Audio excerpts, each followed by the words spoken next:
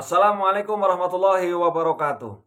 Jawaban Bapak Mahfud MD untuk Bapak Habibur Rahman yang videonya kemarin viral teman-teman ya. Ini telak sekali jawaban dari Bapak Mahfud MD. Walaupun sebenarnya kalau Bapak Mahfud MD itu tidak mau menanggapi hal itu. Sebab ada sebuah pertanyaan, makanya Pak Mahfud MD itu menjawab tentang kemarin video Pak Habibur Rahman mengucapkan sesuatu yang cukup pedas kalau di telinga tentang Bapak Mahfud MD. Oke, kita simak videonya bersama-sama. Yang di Lemhanas, Lemhanas Pak ya. Jawa Timur. Pak Mahfud tuh waktu jadi pejabat kok enggak berbuat apa-apa. itu seperti pertanyaan buzzer. Begini, cara menilai begini. Yang saya katakan tuh tadi sistem di dalam kenegaraan kita. Tapi kalau menyangkut jabatan, saya bersih. MK itu baru hidup sesudah saya dan tidak ada yang ditakuti oleh MK. Semua tahu itu. Menko Polhukam. Sebelum ada saya, mana ada Menko berani menindak jenderal, mana berani membongkar BLBI, mana berani membongkar pencucian uang. Tidak ada. Menko dulu jenderal tuh apa coba. Nah itu kalau sikap ditanyakan kepada personal, sama Anda calakan. Apa kurang hebat orang seperti Malik Fajar? Tapi apa Malik Fajar tuh bisa mengubah Indonesia? Tidak bisa. Tapi Malik Fajar tetap hebat. Apa kurang hebat orang seperti Marie Muhammad? Sangat bersih, jujur, takwa, iman, soleh.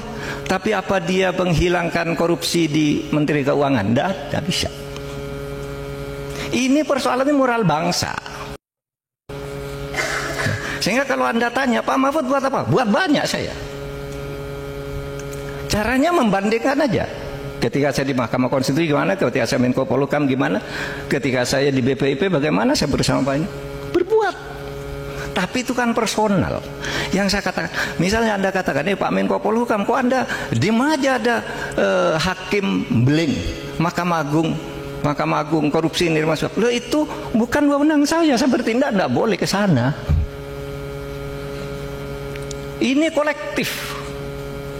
Bagaimana saya misalnya UGM, kamu kok tidak ngubah kurikulum? Kan saya tidak punya wewenang. DPR, kenapa kamu konflik of interest? Saya tidak boleh masuk ke DPR. Iya kan?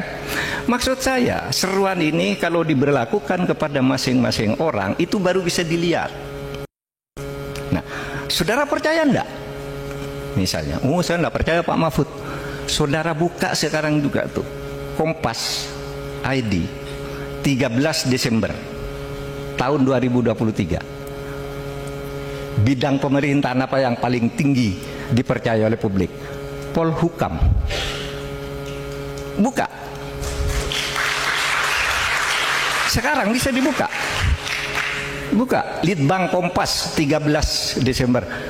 Berapa? Kepercayaan terhadap pemerintah itu 74. Kepercayaan terhadap bidang Polkam itu 80. Ini yang terakhir loh. 3 minggu sebelum saya meninggalkan kantor. Per bidang kalau menilai. Nah, yang saya katakan tadi, bagaimana kesadaran ini melekat kepada setiap pejabat. Bukan kalau orang per orang. Kalau orang per orang saya udah selesai, merasa aman, tugas saya udah selesai. Tidak ada problem yang saya tinggalkan di setiap kantor yang saya singgahi. Dan itu ada hasil surveinya. Ada hasil surveinya.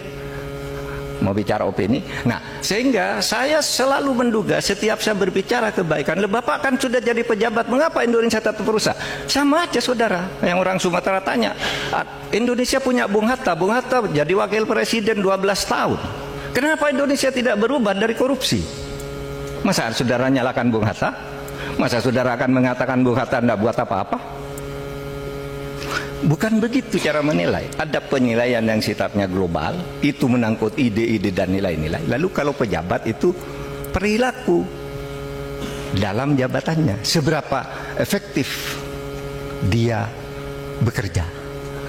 Nah ini jawaban, karena pasti juga banyak lupa Mahfud kan sudah di sana. Memang negara demokrasi bisa satu orang bisa menyelesaikan masalah bersama-sama. Itu yang dikatakan nilai Pancasilanya itu kebersamaannya.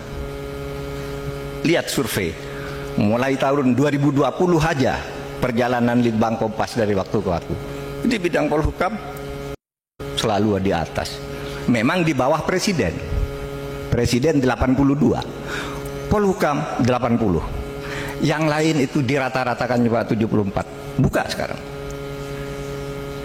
Nah itu kalau bicara tugas pribadi ya. Tapi saya tidak bicara tugas pribadi nih, sehingga saya akan tetap berteriak seperti tadi, karena ini menyangkut kita, bukan menyangkut soal Mahfud semata, bukan seorang rektor, bukan seorang menteri, tapi keseluruhan. Nilai itu merembes. Itulah yang ditanamkan oleh para pendiri negara kita. Nah, sedikit ya tadi perlu teladan, Mbak Desminta udah saya jelaskan bisa diperbaiki gini loh, Mbak Desminta. Saya baru 2 hari ini mencatat 2 komentar yang sangat merisaukan saya. Pak Rias Rasyid itu mantan Menteri Otonomi Daerah dan Menpan RB.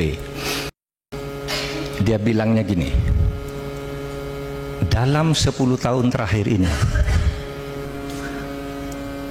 semuanya sudah rusak dari apa yang kita perjuangkan di era reformasi. Saya tidak tahu lagi bagaimana cara memperbaiki keadaan ini yang sudah moral dan etika sudah rusak seperti ini, demokrasi sudah rusak, hukum sudah dijual belikan. Itu Rias Rasyid. Sehingga kalau tanya Mbak Desmanita, apa ya terjadi di mana-mana? Kemarin 2 hari lalu Ikrar Nokasung Sabakti juga berceramah di Jogja. Apa isinya? Kerusakan yang terjadi selama 10 tahun terakhir ini tidak mungkin bisa diperbaiki dalam 5 periode kepemerintahan. Ada di berita-berita, ada Rias Rasyid di berita aja. Saudara, memang udah parah ini.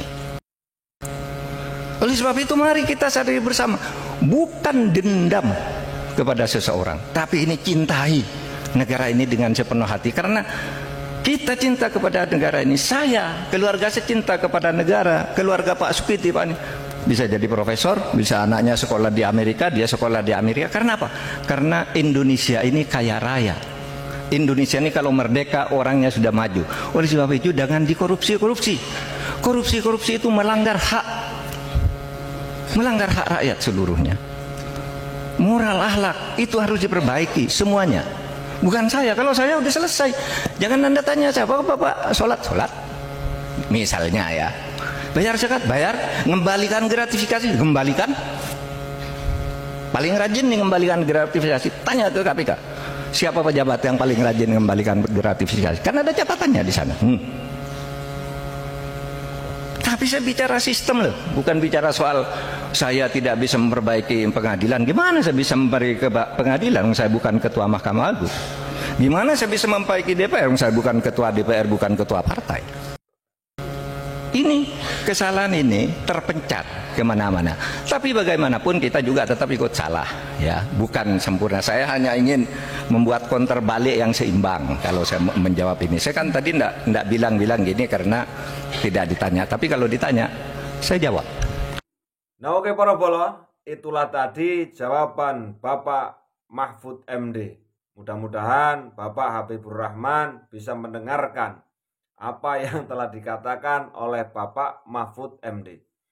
Nah, setelah kemarin itu Bapak Habibur Rahman mengatakan statement untuk Bapak Mahfud MD, dan ternyata banyak sekali mendapat tanggapan dari para netizen, teman-teman ya.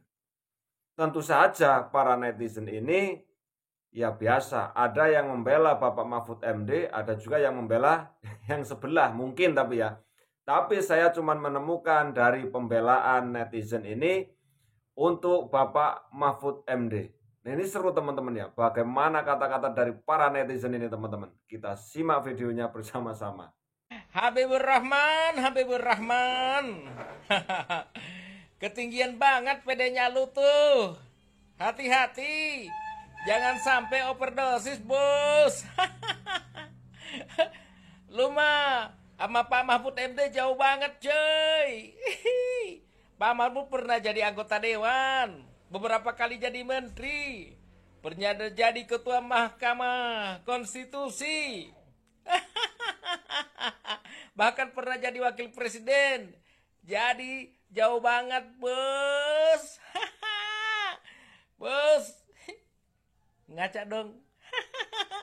Kalau sama gue sih memang Pak Habibur Rahman lebih hebat.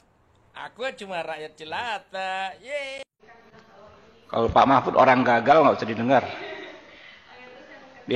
Ya karena Pak Mahfud sadar diri, credibility dia, ilmu dia nggak mampu memperbaiki atau mengatur negara yang udah separah ini.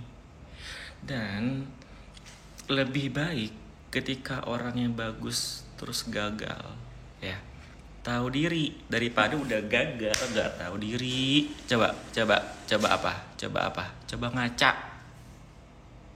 Mahfud MD itu orang gagal, omongannya nggak usah didengerin, dia tidak paham undang-undang. Itu adalah perkataan dari Habibur Rahman, Wakil Ketua Umum Partai Gerindra. Dan sekarang mari kita buktikan siapa yang sebenarnya produk gagal, siapa yang sebenarnya tidak paham undang-undang. Beberapa hari yang lalu Bapak Prabowo Subianto menyatakan bahwa ia akan memaafkan koruptor, asalkan koruptor tersebut mengembalikan uang kepada negara dan membayar denda damai. Pernyataan ini pun mengundang banyak kritik. Masa iya koruptor tiba-tiba mau dimaafin? Dengan hanya membayar denda damai, kasus dianggap selesai. Untuk mencari pembenaran, Habibur Rahman bersama Menteri-Menteri Bapak Prabowo Subianto berdalih bahwasanya denda damai sudah tercantum dalam Undang-Undang Kejaksaan. Nah, masalahnya dalam undang-undang tersebut denda damai diperuntukkan hanya untuk tindak pidana ekonomi, bukan tindak pidana korupsi. Jadi, kebodohan Menteri-Menteri Bapak Prabowo Subianto adalah menggunakan pasal tindak pidana ekonomi untuk menyelesaikan kasus tindak pidana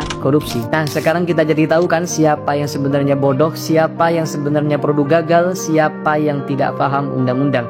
Ya siapa lagi kalau bukan Bapak Prabowo Subianto, presiden kalian tuh. Nah oke para bolo, matur suwun wis nonton video-video dari kami. Mudah-mudahan bolo semuanya dijaga kesehatannya oleh Tuhan Yang Maha Esa, Allah Subhanahu wa Ta'ala, diberikan rezeki yang melimpah dan dijadikan keluarga-keluarganya menjadi keluarga yang sakinah, mawaddah, warohmah, damai semuanya untuk kita semuanya. Salam dari saya, salam dari desa.